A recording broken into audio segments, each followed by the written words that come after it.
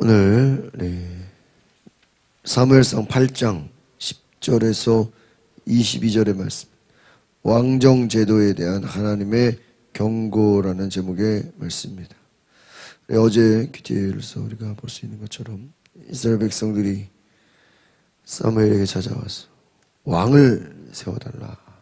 왕을 우리도 다른 나라들처럼, 여기서 재밌는 표현은 우리도 옆에 있는 다른 나라들처럼 왕을 세워주십시오.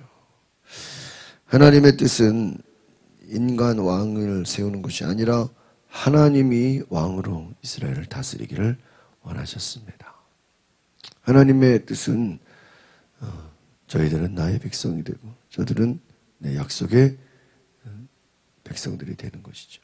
하나님, 그들은 나의 하나님이 되고 나는 그들로 왕이 되는 것이 하나님의 뜻이죠. 그런데 오늘 왕을 요구하는 이스라엘 백성들이 사무엘에게 나와서 왕을 세워달라고 그렇게 요청을 합니다. 여러분, 왕을 세운다는 것은 어떤 의미인 것인가 사무엘이 설명을 합니다. 하나님께서 그들의 요구를 들어줘라. 그러나 너희들이 왕을 세울 때 얼마나 무서운 일들이 일어나는지 자세히 알게 해줘라고 얘기를 했습니다. 왕을 세운다는 것은 어떤 의미인가? 사무엘이 긴 설명을 하게 됩니다. 너희들이 왕을 세워달라고 원하지만 그것이 너희들에게 큰 고통이 된다. 너희들은 그 왕의 노예가 될 것이다. 왜 그토록 왕을 원했을까요? 왕을 요구하는 그들의 주장은 과연 하나님 앞에서 정당한 것일까? 우리가 생각을 해보게 됩니다. 사무엘은 왕의 제도에 관해서 백성들에게 경고를 합니다. 하나님께서 사무엘에게 말했죠. 왕을 세울 때 그것이 얼마나 무서운 것인지 경고해라. 특별히 사무엘이 강조한 부분은 왕을 위해서 백성들이 희생을 해야 한다는 것. 많은 희생이 있다는 것. 여러분, 지금 사사시대 때는 그렇게 사사를 위해서 큰 희생을 하거나 끌려가거나 그런 게 별로 없죠. 그냥 평안할 때는 가만히 있다가 또 전쟁이나 위기나 어떤 어려움이 오면 이 사사의 말을 듣고 순종하면 되는 것입니다. 하나님의 뜻을 들으면 되는 거예요. 그런데 왕이 있을 때는 어떻게 됩니까? 오늘 말씀을 보면 백성의 아들과 딸들이 징집이 되고 전쟁터에 나가게 되고 또 음식을 만들어야 된다. 농민들은 작물의 최상품을 바쳐야 되고 결국 백성은 왕의 종이 되어야 된다 하는 것. 왕이 전쟁에 나가 싸우면서 백성을 보호해 줄 것이라는 기대는 어떻게 보면 헛된 바람이죠. 왕이 막 나가서 싸워주는 게 아니라 누가 나가야 돼요? 자기의 자식들이 나가야 되는 것이죠. 우리가 러시아 우크라이나 전쟁에서 봤지만 처음에 우크라이나를 막 공격하고 그럴 때는 별로 러시아 안에서 큰 군인들이 훈련한다 생각하고 작전한다고 생각하고 러시아는 큰 요동이 없었어요. 그러나 전쟁이 길어지면서 이제 막 징집을 요하는 일들이 벌어지고 예비군을 소집하고 갑자기 이제 군인을 모집하니까 어떻게 돼요? 막 반전 시위가 되고 막 도망가고 막 러시아를 탈출하고 그런 일들이 일어나죠. 처음에는 몰랐다가 나중에 자기들이 이제 군대에 끌려갈 거 생각하니까 이제는 반대하고 나가는 것을 보게 됩니다. 이들은 왕이 자기를 보호해 주는 것이라는 그냥 쉬운 생각만 했어요. 왕이 전쟁에 나가서 다 싸워주는 것처럼. 그런데 그게 아니죠. 여러분, 어떻게 보면 그것은 헛된 생각입니다.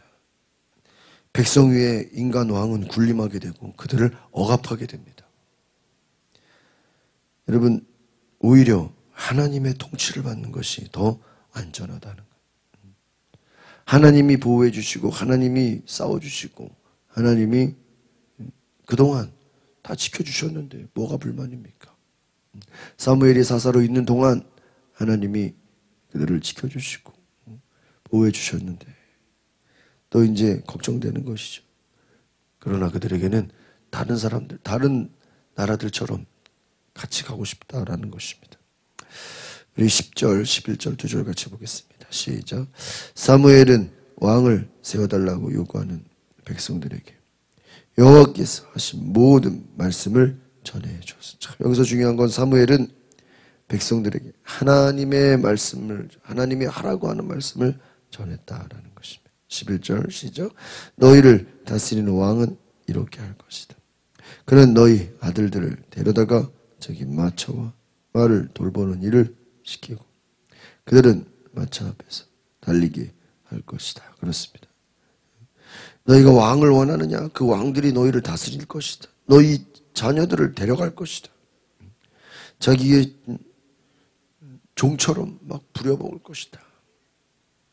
너희들이 아들들이 다 끌려가게 될 것이다. 12절 보겠습니다. 시작.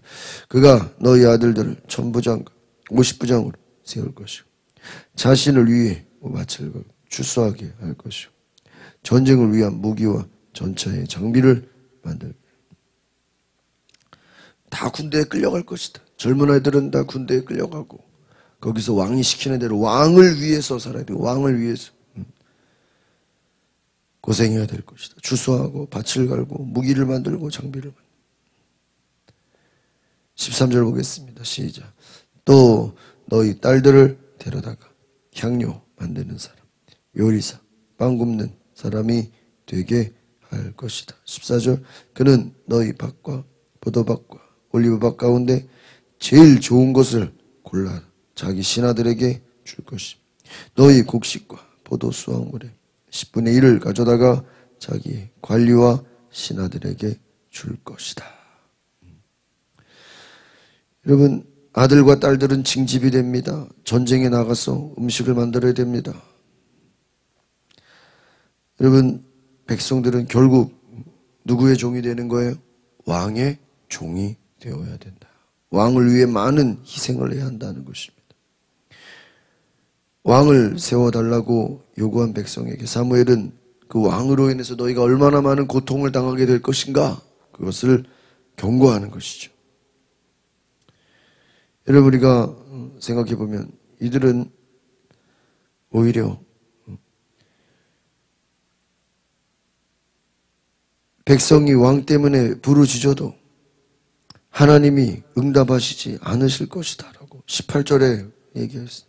너희가 그때 가서는 이제 왕에게서 너무 힘들어서 주면 안 되겠습니다. 왕이 너무 포악하고 왕이 너무 악해서 우리를 좀 벗어나게 해달라고 얘기해도 하나님이 응답하지 않을 것이다. 실제로 여러분 르호보암이라는 왕은요, 내 새끼손가락이 내 아버지의 허리보다 굵다라고 거만하게 말하면서 백성에게 극심한 노역을 시켰어요. 엄청나게 아주 악한 왕이었습니다.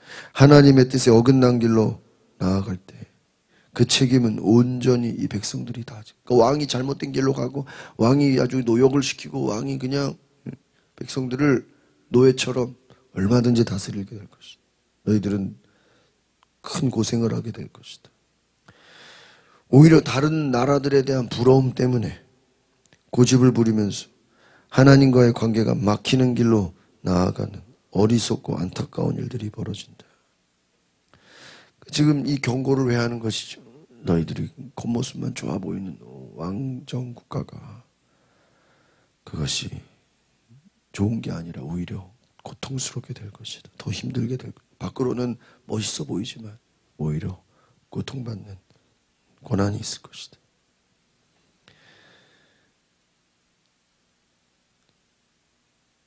너희 포도가 올리브 가운데 좋은 거 다 신하들에게 주게 될 것이고 또 수확의 10분의 1을 가져다가 또 신하들에게 줄 것이고 16절 같이 보겠습니다. 시작. 너희 남종들과 여종들과 너희 소년들과 나귀들 가운데 가장 좋은 것을 끌어다가 자기 일을 시키고 너희 양들의 10분의 1을 가질 것입니다. 결국 너희 자신도 그의 노예가 돼. 온갖 좋은 것은 왕이 다 어떻게 돼요? 다 가져가. 땅도 가져가고 수학도 가져가고 또 불러서 일도 시키고 노예가 될 것이다.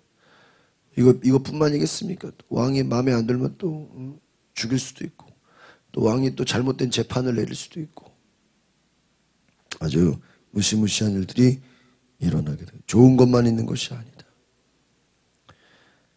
하나님의 뜻에 어긋난 길로 가게 되는 또 다른 불순종이 되어지고 온 나라가 고통당할 수 있다라는 것입니다. 너희가 이 왕에게서 벗어나게 해달라고 아무리 요구를 해도 그때 가서 내가 너희에게 응답하지 않을 것이다. 여러분, 하나님께서 사무엘을 통해서 주의사항들을 다 얘기해 주고 있어요. 그런데 어떻게 됩니까? 19절 같이 보겠습니다. 19절 시작. 이렇게 말했지만 백성들은 사무엘의 말을 들으려 하지 않았습니다. 아니요. 그래도 우리는 왕을 원합니다. 20절. 다른 나라들처럼 우리를 다스릴 뿐 아니라 우리를 이끌고 나가 싸워줄 왕이 있어야 합니다. 그들은 철저하게 또 고집이 더 센 거예요. 아무리 얘기를 해도 들으려고 하잖아요. 뭐라 그럽니까? 우리는 왕을 원합니다. 다른 나라들처럼, 우리도 다른 나라들처럼 똑같이 세팅을 하고 싶다. 우리를 다스려주고 우리를 이끌고 나와서 싸워달라는 거예요. 여러분, 끝까지 왕을 요구합니다. 사무엘의 말을 거절하는 거예요. 지금까지 앞에서는 사무엘의 말을 잘 듣고 순종했는데 이제 그들에게 계속해서 쌓였던 마음들이 이제는 터져서 사무엘의 말을 들으려고 하지 않은. 여러분, 이게 뭐 사무엘의 말입니까? 하나님의 말씀이죠. 하나님의 뜻을 거역하는. 이게 사무엘이 뭐 좀 개인적인 그런 요구가 아니잖아요. 하나님의 뜻을 거역하는 거예요. 이스라엘 백성은 마음에 이미 결정을 했어요. 자기가 이미 다 결정을 했기 때문에 사무엘의 말이든 뭐 하나님의 말이든 들으려고 하지 않아요. 여러분, 하나님의 말씀을 들으려고 하지 않는다. 이것이 교만함이죠. 여러분, 하나님의 백성은 무엇인가 결정하기에 앞서서 하나님의 음성을 들어야 되는 줄 믿습니다. 하나님의 음성 듣기를 거절하는 거예요. 개인의 어떤 생각보다 중요한 것이 무엇입니까? 하나님의 뜻인 줄 믿습니다. 이스라엘 백성이 왕을 요구하는 것에는 매우 이기적인 것이 있습니다. 왕이 전쟁 시에서 앞서 나가 싸우게 하기 위함이다.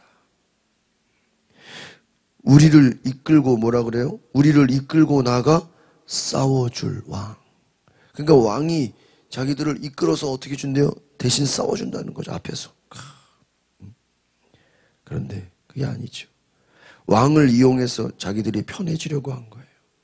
왕이 전쟁 시에서 앞서 나가서 맨 앞에 선봉해서 왕이 앞에서 싸워 나갈 수 있다라고 생각한 거예요. 그러니까 자기들이 좀 편하지 않을까, 좋지 않을까. 왕을 이용해서 편해지려고 한 그들은 결국 왕에게 이용을 당하게 됩니다. 왕이 자기를 위해서 앞에서 싸워주는 게 아니라 반대죠. 왕은 뒤에 있고 자기들이 앞에 가서 싸워야죠. 그 우연히 그 경찰학교 뭐 그런 드라마 이렇게 나오는 걸 잠깐 봤는데, 그 요즘에 시위하거나 뭐 이런데 기동대 뭐 이런 전경들 있잖아요. 예? 거기 그 맨 앞줄이 어때요? 제일 저기 있잖아요. 이거 막 파이프로 막기도 하고. 근데 그 사람 그 전경들 보니까 그네들은 방패 들고 그냥 맞고만 있어야 된다는 거예요. 임무가 뭐예요? 예? 맞는 거예요. 그런데 자기들은 시민을 때리면 돼야 안 돼요? 예? 때리면 안 되죠. 뭐 하기만 해야 돼요? 그 대신 밀리면 안 돼. 밀리면 벌점 먹고 잘려요. 그 방패가 뺏기거나 그 모자가 뺏기면요, 잘려요. 그만둬야 돼요. 그런데 그 맨 앞에 서는 사람들이 그냥 제일 처음 된 사람. 경찰학교, 그 군인으로 말하면 신병. 새로 제일 초짜들이 맨 뒤에 있는 게 아니라 뭐예요? 맨 앞에. 그럼 고참들은 맨 뒤에. 여러분 전쟁도 마찬가지예요. 왕이 나가서 싸워주는 게 아니라 뭐예요? 왕은 맨 뒤에 있고 자기들이 나가서 싸워야죠. 여러분 하나님을 알지 못하고 하나님의 뜻을 순종하지 못하고 자기들의 편리를 위해서 자기들의 편함을 위해서 오히려 머리를 쓰는 것이 더 고통이라는 것입니다. 21절 같이 보겠습니다. 22절 2절 시작. 사무엘이 백성들의 말을 듣고 여호와께 다 말씀드렸더니 여호와께서 대답하셨습니다. 그들의 말대로 그들에게 왕을 세워주어. 그러자 사무엘은 이스라엘 사람들에게 모두 자기 성으로 돌아가 있으라고 했습니다. 여러분 사무엘은 하나님께 다 말씀을 드립니다. 백성들이 이렇게 얘기합니다. 하나님은 그 말대로 왕을 세워라. 자신들의 뜻이 이제 되어지는구나 라고 기분이 좋아서 이제 우리도 왕이 생기겠구나 하고 돌아가는 것이죠. 여러분 자기를 위한 자기의 만족이 하나님의 뜻은 아닙니다. 하나님은 왕을 요구하는 이스라엘 백성들을 내버려 둔 겁니다. 한번 니들이 한번 해봐라. 여러분 하나님의 마음은 지금 이들을 보면서 안타까워하시는 것이죠. 이스라엘의 진정한 왕은 사람이 아니라 하나님이신데 이스라엘은 하나님의 말씀을 통해 직접 다스림을 받는 나라였습니다. 그럼에도 그들은 인간 왕을 원했죠. 하나님을 통치를 원하는 것이 아니었다는 거예요.